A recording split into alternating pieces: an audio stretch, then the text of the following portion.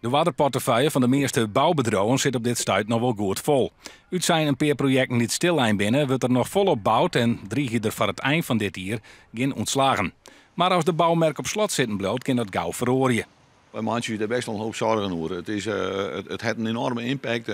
Praktisch alle bouwwerken in Nederland die zijn vergunningsverplichtig. Dus er is echt een hoop vergunningen nodig. Nou, en als er niks meer maar gebeurt, ja, dan komt die molen die komt wel tot stilstand krijgen in de waai. En daar maken wij zo zorgen om. Wij zien dat is een vrij serieus probleem. Wij merken nu al dat er een berg onrust ontstaat in de merken.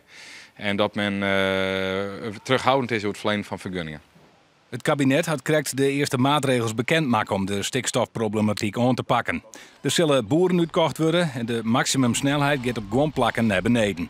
Maar voor een echte oplossing is meer nodig. Er moet gewoon duidelijkheid komen. Dat is het eerste. Waar hebben we maar aan de slag en hoe geven we er maar aan de slag? En ik denk dat er met name vanuit de zorg, uit Den Haag, moet er ons die aansturing komen. Dat er wel dat het duidelijkheid is, dat er een duidelijke rekenmodule is en dat er ook een duidelijke richtlijn is waar we zijn horen moeten. Maar er moet gewoon wat gebeuren. En ik snel.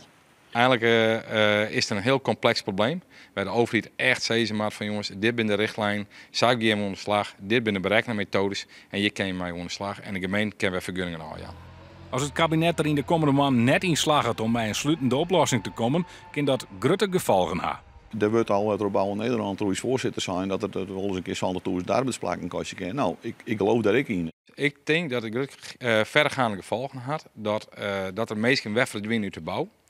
Dat als er daar wat ruimte is, dat alle bedrijven dat hebben en dat we dus weer probleem krijgen met lange leeftijden en geen mensen meer in de bouw krijgen.